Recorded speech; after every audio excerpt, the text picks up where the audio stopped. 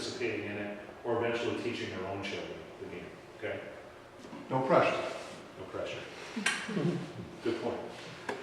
It's a big job you guys signed up for. Helping players develop character and sportsmanship, identifying teachable moments. Even in the midst of seeming chaos, identifying teachable moments. Preparing for game day. All right, we're getting there. We're going to talk about the IDEA method of coaching kids. We're going to talk about the importance of using game-based activities to introduce skills, which is really difficult in baseball, as I found out. Techniques for teaching players and correcting errors. And we're going to talk about game day procedures that you can use with your athletes. And the value of postseason evaluations. Okay, IDEA. The I stands for introduce the skill. So when you get into your first practice and you're introducing your first skill, you're going to introduce the skill, the name, and the technique you're going to be working on. Oh boy, you're going to demonstrate the skill. Okay, so maybe you do need to have a little bit of ability, okay? They're going to look to you to demonstrate the skill. So that means you have to be able to understand it enough to execute it yourself. If you're going to throw the proper way to throw a baseball or a softball, you need to be able to follow the directions you have on your sheet to be able to execute it yourself, okay? You're going to need to explain the skill and its importance to the game, okay? Guys, we are going to learn how to grip the baseball or the softball. I'm going to demonstrate how to grip the baseball or softball. 2 to 3 fingers on top, thumb on the bottom.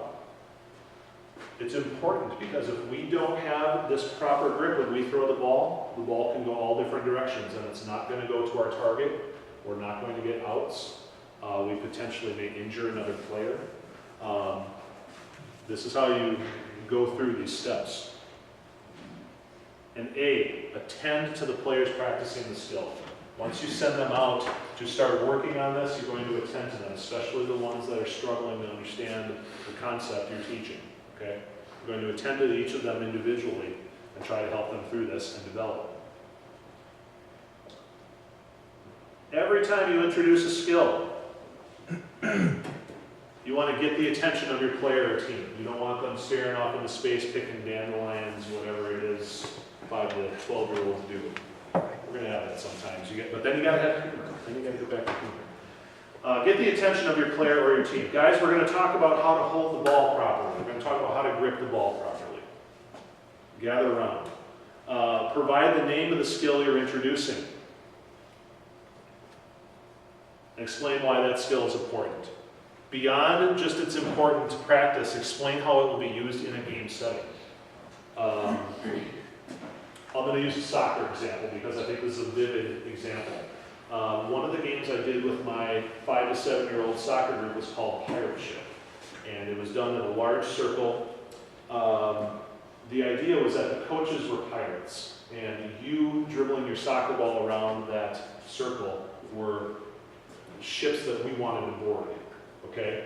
So when a pirate started coming towards your ship, how did you keep them from boarding? You used your body to protect your ball.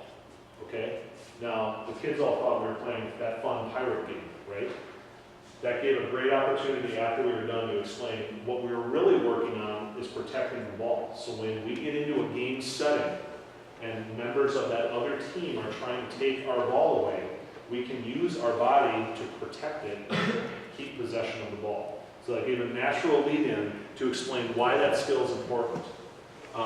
Not important just to the game we were doing with Pirate Ship. They explained how that skill was going to be important once we got into that game setting. So you're going to have practice opportunities. You're going to be introducing skills in practice, and you're going to have an opportunity to explain why those skills are going to matter that following Monday when we actually have a game against another team. Okay? Sometimes the toughest part is simply engaging with the kids and getting them to respond to you. So here's some tips on that. Use correct form. And and be willing to demonstrate the skill several times and demonstrate it slowly. They're going to watch you and try to figure out how to mimic that so that they can do it themselves, okay? So be patient, use correct form, and be willing to do it several times. This is a big one. Again, I would put a big star by that one. Be aware of the language you're using to describe the skill. Use simple terms, simple explanations. Use a building block approach. Talk in simple terms and get more complex from there, okay? Be able to break it down in terms they will understand. Use simple images, use images that they can relate to, okay? Building blocks. To break down complex skills into their basic, simple steps and build up from there. Progression. This is a big one too. Once we have a skill developed, there's another skill that we can build on top of that. That's the lead in to the next thing. So use skill progression. Review skills from previous weeks. Relate to the new skills that we're introducing to the previous skills when possible. Okay? Now that we can hold the ball with proper grip, now we're going to learn how to throw properly. Okay? That's the natural lead into the next thing. I'm talking T-ball, obviously, but that's the skill progression. Confirm. Ask your players often if they understand your explanations. Ask them to describe the skill back to you. This is a great one. Ask them often if they understand. I ask this all the time to the kids that I coach. Is what I'm telling you making sense? They'll tell you. Kids are brutally honest. They'll tell you. Okay? Or they think they get it, and explain it to you, and you realize they don't get it at all. Okay? That's a good opportunity to go back to square one. Some additional tips. Use chronological questions. Help children think through the steps they learn. When they get that ground ball at the shortstop position, they have it in their glove. Okay, now what? Ask them now. See if they know where they should be turning their attention. They should be making that turn to first base, holding with proper grip, getting ready to throw the ball. Ask them to describe that to you. What will you do first? What's the next step? Etc. Take them through the whole progression. Oh, I love this one. Engage the parents. This is a great one. They're your allies. Make them your allies. Explain to parents what you're trying to teach. When you're explaining it to the kids, you're explaining to the parents. Okay? So make sure they're engaged in this. Explain to the parents why this skill is important. Because they might have better ways of reaching your child. You just met this kid. Okay? You don't have the 7, 8, 9, 10-year history of what it takes to communicate effectively with this child. Use the parent as an ally. Okay? When you explain skills to kids, explain it to the parents as well. Enlist their help. And then patience and humor, of course. Two of the most important qualities of every good coach. If you're having fun, they'll have fun. If you're faking it, they'll see right through you. Okay?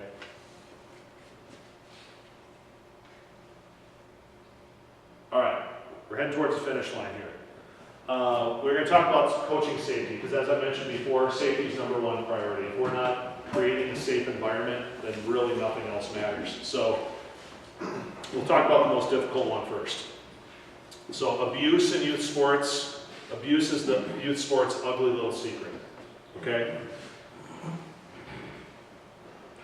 Verbal abuse, bullying, is more common than you might think. 45% of youth sports participants claim to have been emotionally or verbally abused at some point in their athletic life. Name-calling, intimidation, threats, insults.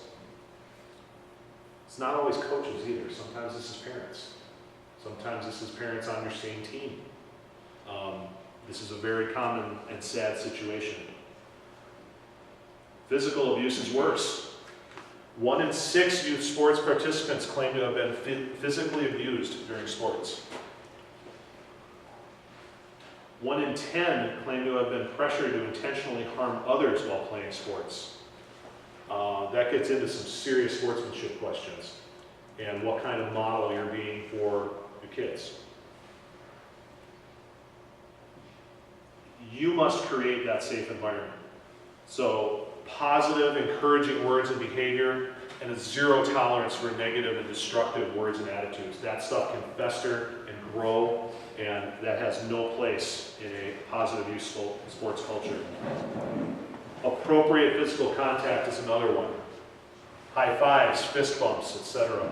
That's no problem. When we start getting into unwelcome hugs and things of that nature, that's where we start to have some issues. Okay? So be aware of your physical contact with the kids, okay? I tend to be a touchy coach. I like to put my hand on kids' shoulders. I like to give them high fives. I like to be involved in that way with them. I think it can be a very encouraging thing to use. You just have to be aware of where that line is, okay? Be visible during drop-off and pickup times. This is for your own good, okay? Make sure that you're there until these kids are safely on their way home. Be public and be aware and protect yourself as a coach, okay? So be transparent about how you're interacting with these kids. Nothing secretive, nothing dishonest. Be public in your motivations with these kids and be aware of the situation you find yourself in. Okay, so injuries. Nate? Yes? I'm really sorry. No, go ahead. For the new guys and gals in the room, one suggestion that the Y always makes is never let the second from last kid leave you alone with another kid at pickup time. So if a child, mom or dad comes and picks them up and there's one left, you ask that mom or dad to stay with you. That's meant to protect you. I like that a lot. I think that's great advice, yeah. So. Everybody hear that? Okay. I think that's really solid advice. And you're right, it's absolutely for your own protection. It's not, it's for the kids' protection too, but it's absolutely for your own protection, so nothing comes back to burn you, either true or false, Really good point. Any other thoughts about that? Injuries, we'll get into injuries, and then I think we're pretty much wrapped up with this. 20% of youth athletes experience an injury each year. 25% of those are considered serious and result in missed time in games. So, that's a high number. 1 in 5 get injured, and 1 in 4 of those are serious. Most injuries are going to occur during practice.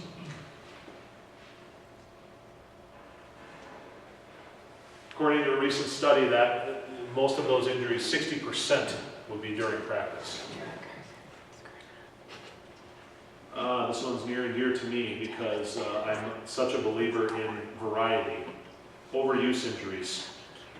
40% of youth sports injuries are attributed to overuse, and that's a term that's often associated with specialization in a particular sport at a young age.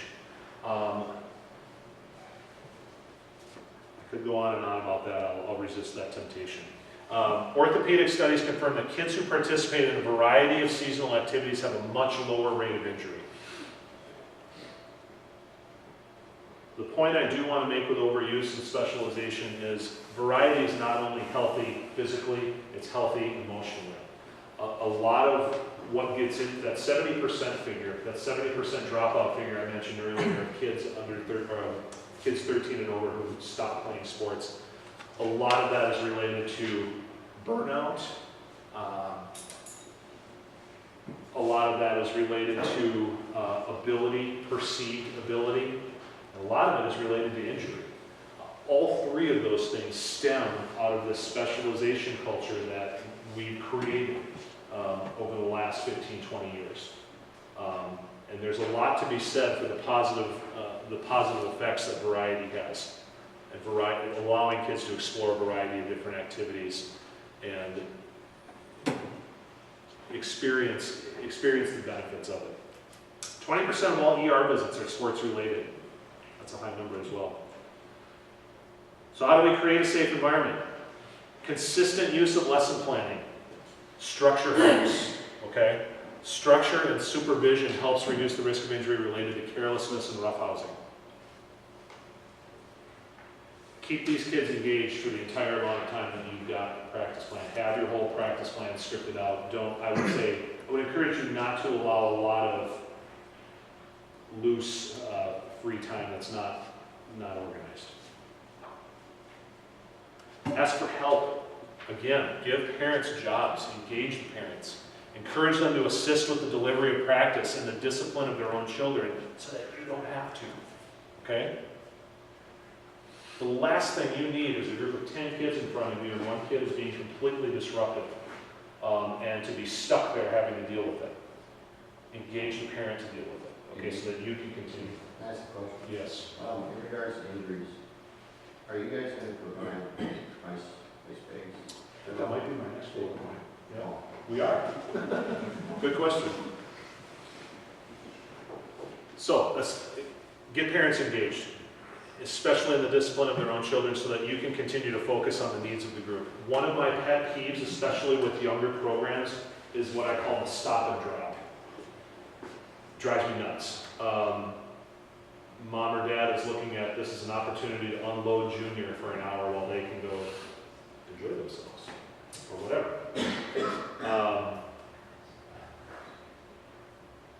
I don't think that's a good thing. I think it makes for ineffective practice, and it almost always turns out that happens to be your most disruptive. So if that's the if you expect your parents to stay, tell them you expect them to stay. Interestingly, the email that we sent out to all parents last week expressly said that. We expect you to stay for practice. We expect you to observe practice, encourage your kids, and get involved if there becomes a disciplinary issue. So I have a short-term goal of stopping that stop and drop mentality, okay? So be bold about engaging parents. This is another good one. Use small groups and stations. That'll increase engagement and supervision of your young athletes. So get all of your assistants involved. If you don't have that many assistants, get the parents involved, okay? Help them staff stations for you. Be constantly aware of environmental factors, field conditions, weather, etc. Always err on the side of caution. Lightning in particular freaks me out, so don't mess around with that stuff. Err on the side of caution. This is a really good one too. I think this might be our last slide, so bear with me, guys. Proper stretching and conditioning. I think we all know stretching is important physically. It gets our bodies ready, okay? It gets our bodies ready to participate. But I think here's a side benefit. Stretching time is an important time to build trust and communication with your kids at the beginning of each practice. It's that great, quiet 5-10 minutes where you can focus on, communicating with them. Talk about what you're going to do today. Have a little fun. Do some fun stretches that have animal names. I don't know.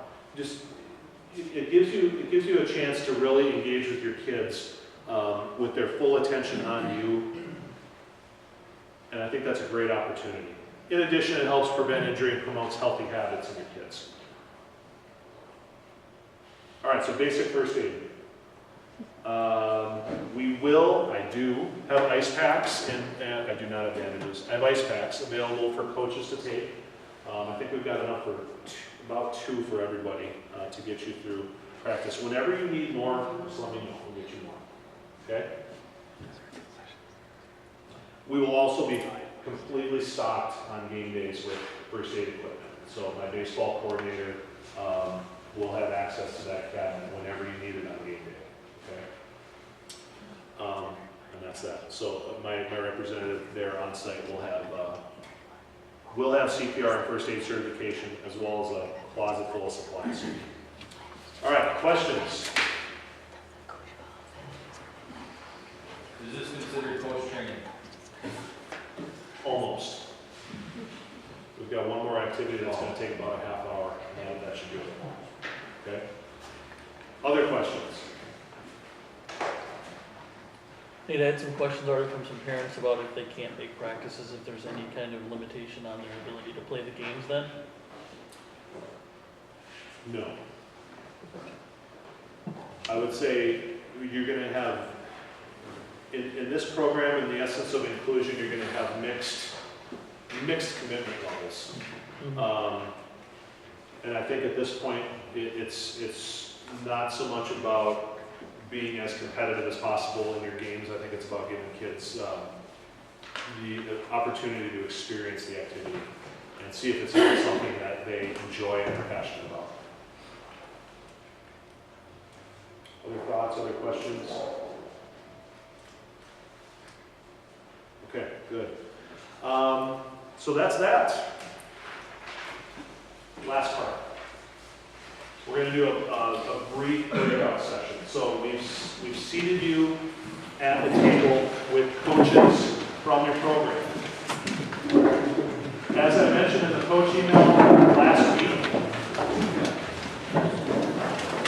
something I want to start doing with this program and have be a model for our other programs is I want to start to create an environment of collaboration. Okay? I don't want to view this as coach against coach. I want this group of guys here to see as we've got this entire league of kids, and our job is to teach these kids how to play and how to express to them the joy of the game. So I want them to start to figure out together how they're going to accomplish that task. So what we're going to do, get together with the folks at your table, do some personal introductions, brief introductions. Choose a moderator at your table and work your way through the rules and the lesson plan that you have.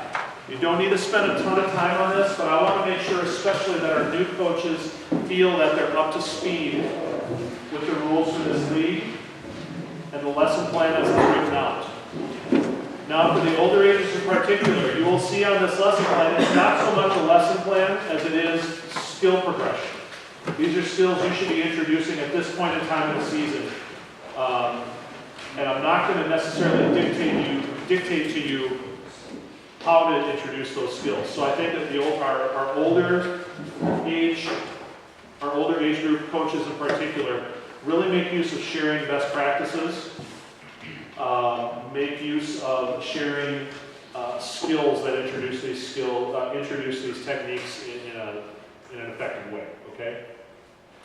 So go through these rules, go through the lesson plans. I'm going to walk around. So when you guys all have questions, let me know. I will help answer some of those questions for you. Then we'll get back together and do a quick Q&A, and we'll be out of here.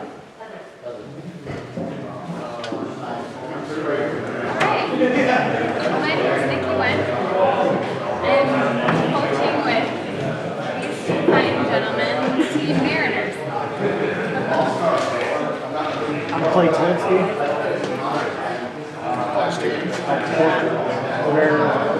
Yeah, my name's Matt Punza. I'm the assistant coach at